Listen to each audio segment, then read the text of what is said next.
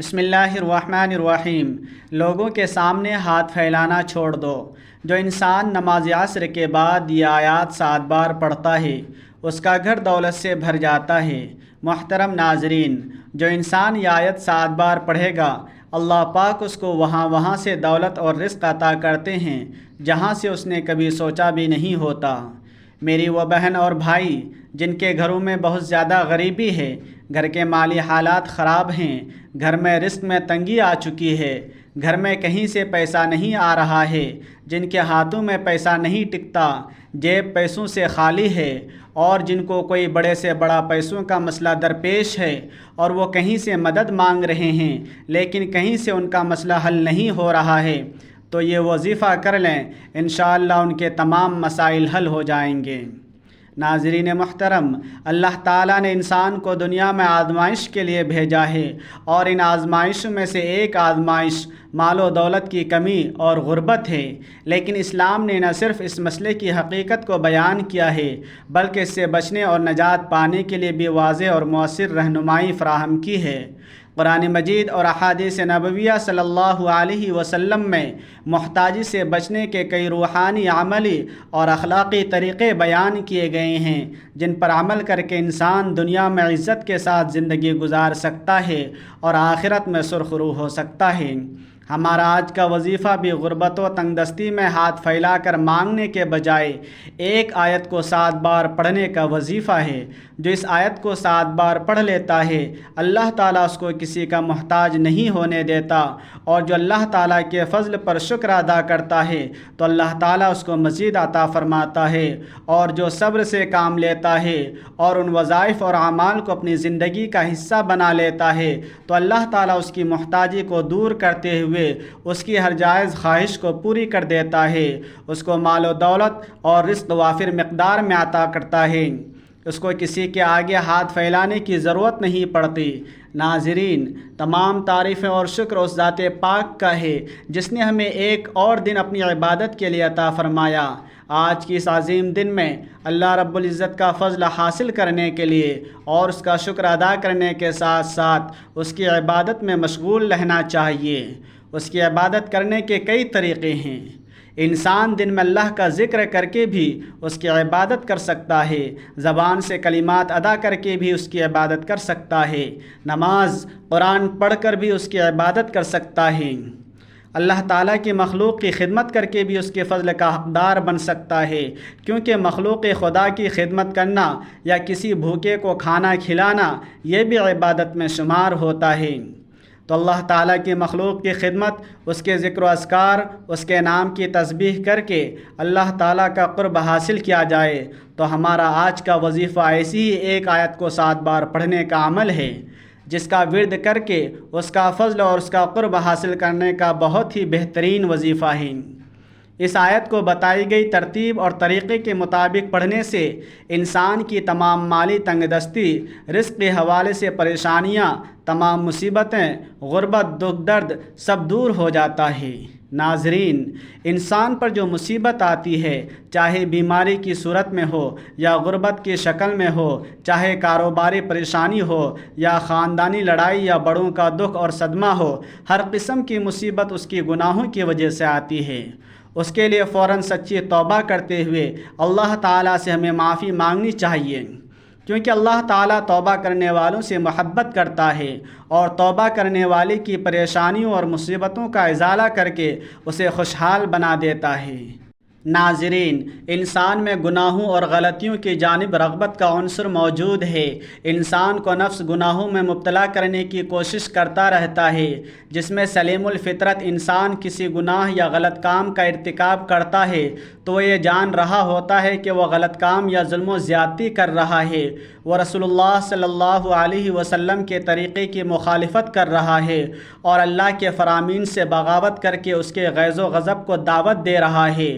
یوں وہ اپنی دنیا اور آخرت دونوں کو تباہ و برباد کرتا ہے، لیکن اس کے ساتھ شیطان کے بہکاوے کے بعد خواہشات کا غلبہ، گناہوں کی عارضی لذت، دنیا کی جھوٹی چمک دمک اور کھوکھلی عزت کا نشہ اس گناہ کے ارتکاب کی طرف لے جاتا ہے۔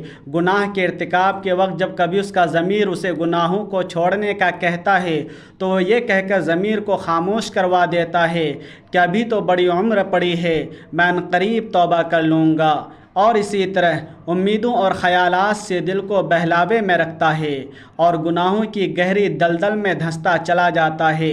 در حقیقت گناہ انسان کے حق میں نہایت خطرناک ہے، اس سے دنیا اور آخرت دونوں برباد ہو جاتے ہیں، اور گناہ کا اثر جسم میں زہر کی طرح سرایت کر جاتا ہے۔ حضرت آدم علیہ السلام کو جنت سے نکالے جانے اور ابلیس کے ملعون ہونے کی وجہ بھی یہی گناہ کی نحوست تھی۔ قوم نوح اور عاد و سمود کو بھی گناہوں کی وجہ سے عذاب سے دوچار کیا گیا۔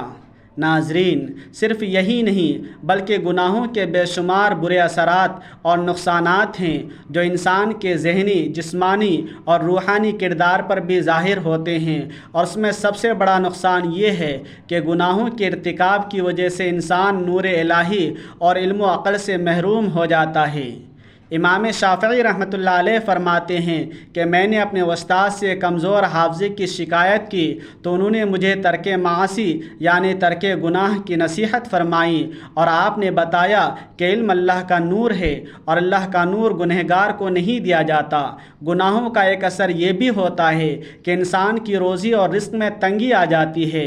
یاد رکھیے کہ حصول رزق اور معاشی فراخی کے لیے ترک گناہ سے بہتر کوئی چیز نہیں۔ اللہ تعالیٰ فرماتے ہیں کہ جو شخص اللہ سے ڈرتا ہے اور گناہوں سے باز آ جاتا ہے، اللہ اس کے لیے مشکلات سے نکلنے کا راستہ پیدا کر دیتا ہے اور اسے ایسی جگہ سے رزق دے گا جہاں اس کا گمان بھی نہیں جاتا۔ انسان گناہ کرنے میں کوئی عار محسوس نہ کرے تو دل پر پردہ پڑ جاتا ہے اور مہر لگ جاتی ہے۔ جب انسان اللہ کو بھول جاتا ہے تو اللہ اسے برباد کر دیتا ہے، ذلت اور رسوائی اس کا مقدر ہو جاتی ہے۔ محترم ناظرین، اللہ بڑا بے نیاز ہے جبکہ بندہ ہر لمحہ اس کا محتاج ہے، پھر وہ اللہ کے ذکر سے کیسے غافل رہ سکتا ہے؟ اور اگر غافل رہتا ہے تو یقین کریں اپنی جان پر خود ظلم کرتا ہے، کیونکہ اللہ تعالیٰ اپنے بندے پر کبھی ظلم نہیں کرتا بلکہ لوگ اپنی جانوں پر خود ظلم کرتے ہیں۔ اس کا حال ایسا ہوتا ہے جیسے اس کے پاس تلوار تو موجود ہے مگر زنگ آلود ہے۔ گناہوں سے دل زنگ آلود اور مفلوج ہو جاتا ہے۔ نفس امارہ برائی کا حکم دیتا ہے، وہ خواہشات اور گناہوں سے کبھی دلیر اور درندہ صفت بن جاتا ہے جبکہ نفس مر جاتا ہے۔ ایسا شخص دنیا میں بھی اور برزخ میں بھی مر چکا اور آخرت میں بھی اس کے لیے کوئی چیز نہیں ہے۔ اگر وہ اللہ کو یاد کرتا ہے تو دل ساتھ نہیں دیتا، زبان ذکر کرتی ہے تو دل غافل ہو جاتا ہے۔ ہر آدمی جانتا ہے کہ اچھے یا برے عمل کا نتیجہ ضرور ہوتا ہے۔ دنیا میں پیش آنے والے حالات سب سے زیادہ اثر انداز ہونے والی چیز انسان کے اچھے یا برے اعمال ہی ہیں، جن کا براہ راست تعلق اللہ تعالیٰ کی خوشنودی اور ناراضگی سے ہے۔ کسی واقعہ یا حادثے کی ظاہری اسباب جنہیں ہم دیکھتے، سنتے اور محسوس کرتے ہیں وہ کسی اچھے یا برے واقعے کے لیے محض ظاہری سبب کے درجے میں ہیں۔ سادہ لوگ حادثات و آفات کو صرف ظاہری اسباب سے جوڑتے ہیں اور پھر اسی اعتبار سے ان سے بچاؤ کی تدابیر کرتے ہیں۔ شرعی تعلیمات کی روشنی میں بحیثیت مسلمان ہمیں یہ اعتقاد رکھنا ضروری ہے کہ یہ سب کچھ اللہ تعالیٰ کے حکم اور امر سے ہوتا ہے، جس کا عقل اور حواس خمسہ کے ذریعے ادراک کرنے سے ہم قاصر ہیں۔ وحی الہی اور انبیاء علیہم السلام کے ذریعے اللہ تعالیٰ نے جزا و سزا کا جو نظام سمجھایا ہے وہ ہمیں غیبی نظام کے بارے میں آگاہ کرتا ہے۔ کسی بھی واقعہ یا حادثے کا اصل اور حقیقی سبب اللہ تعالیٰ کی رضامندی یا ناراضگی ہے۔ اللہ تعالیٰ نے حالات کو اچھے ہوں یا برے انسانی اعمال سے جوڑا اور وابستہ فرمایا ہے۔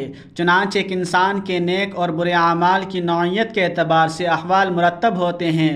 صحت و مرض، نفع و نقصان، کامیابی اور ناکامی، خوشی اور غمی، بارش اور خشک سالی، مہنگائی، امراض، زلزلہ، طوفان، سیلاب وغیرہ۔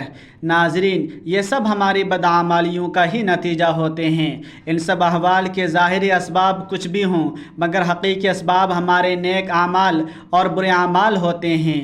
ناظرین، اسی طرح کے خوفناک واقعات انفرادی ہوں یا اجتماعی، دراصل اللہ تعالیٰ کی طرف سے تنبیہ ہوتے ہیں تاکہ انسان اپنے اعمال کا محاسبہ کرے اور اس کی غفلت دل کو جنبش دینے میں کامیاب ہو جائے۔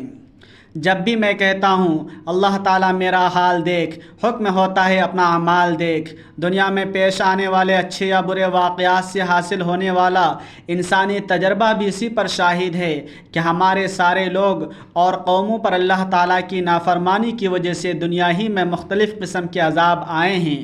مثلاً کوئی زمین میں دھنسایا گیا، کوئی دریا میں غرق کیا گیا، کوئی طوفان کی نظر ہوا، اور تباہ شدہ عوام کی بستیوں کے کھنڈرات آج بھی اس حقیقت پر مبنی ہیں۔ اللہ تعالیٰ نے قرآن مجید اور حضور علیہ الصلاۃ والسلام نے احادیث مبارکہ میں اعمال کی حسب نوعیت اس بات کو جیسی کرنی ویسی بھرنی کے مختلف پہلوؤں اور طریقوں سے بیان فرمایا ہے۔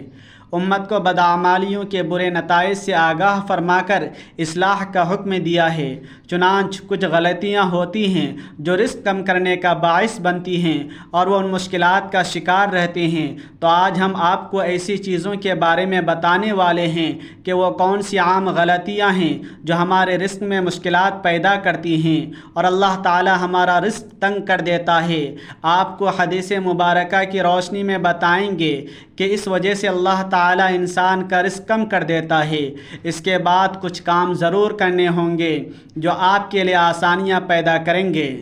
جتنے چاہیں کر سکتے ہیں، اللہ تعالیٰ کا نام لیں، اللہ تعالیٰ سے مانگتے رہیں تو بے شمار نعمتیں اللہ پاک آپ کو عطا فرمائے گا۔ سب سے پہلا عمل یہ کہ جوتے پہن کر یا کھڑے ہو کر یا ننگے سر کھانا کھانا رزق میں کمی کا باعث بنتا ہے۔ ناظرین، بہت سے لوگ جوتے پہن کر کھانا کھا رہے ہوتے ہیں یا جلدی جلدی کھڑے ہو کر کھانا کھا رہے ہوتے ہیں۔ ہم بہت سی ایسی خواتین کو بھی دیکھتے ہیں جو ننگے سر بھی کھانا کھا رہی ہوتی ہیں۔ مثلاً ہمارے گھروں کی عورتیں بھی ننگے سر کھانا کھا رہی ہوتی ہیں اور کھانا دے بھی رہی ہوتی ہیں، جس کی وجہ سے ہمارے گھروں کا رزق تنگ کر دیا جاتا ہے۔ دوسری وجہ یہ ہے کہ بیت الخلاء میں ننگے سر جانا بھی ہمارے رزق میں کمی کا باعث بنتا ہے۔ عام طور پر دیکھا جاتا ہے کہ جب خواتین بیت الخلاء جاتی ہیں تو ان کا سر ننگا ہوتا ہے۔ یہی ننگا سر ان کے رزق میں تنگی کا باعث بنتا ہے۔ اس بات سے خواتین کو گریز کرنا چاہیے کیونکہ اس سے رزق میں تنگی پیدا ہو جاتی ہے۔ ایک زمانہ تھا جب مہمانوں کو رحمت سمجھا جاتا تھا، مگر آج کل کے دور میں مہمانوں کو زحمت سمجھا جاتا ہے۔ یہ عادت، یہ سوچ، یہ غفلت بھی گھروں میں، معاشرے میں رزق کی تنگی کا باعث بن رہی ہے، بلکہ بن چکی ہے۔ تو ہمیں چاہیے کہ مہمان کو رحمت سمجھیں کیونکہ مہمان اللہ پاک کی طرف سے رحمت لے کر آتا ہے۔ بعض چیزیں چونکہ شریعت میں ہیں تو اس میں چونکہ ایسے مراحل آتے ہیں کہ ہر شخص اس کا متحمل نہیں ہوتا۔ ناظرین، یہ جو کچھ ضروری باتیں تھیں میں نے آپ سے عرض کی ہیں، آپ انہیں سمجھیں اور ان پر عمل کریں۔ محترم ناظرین، آج کا وظیفہ پیارے کلام پاک سے ایک ایسی آیت کے پڑھنے کا وظیفہ ہے جو کہ اس آیت کو صرف 7 بار پڑھ لیتا ہے تو اس کے جتنے بھی مسائل ہیں، بڑی سے بڑی مشکل ہو اور بڑی سے بڑی پریشانی ہو، آپ کی کوئی بھی حاجات ہوں یا مراد ہو، اس آیت کا وظیفہ پڑھ کر اللہ تعالیٰ سے جو بھی مانگیں گے انشاءاللہ اللہ تعالیٰ آپ کو عطا کرے گا۔ آپ کو کسی سے مانگنے کی ضرورت نہیں پڑے گی، کسی کے آگے ہاتھ نہیں پھیلانا پڑے گا۔ ناظرین، اب ہم جان لیتے ہیں کہ آپ نے کیا وظیفہ پڑھنا ہے، کیسے پڑھنا ہے۔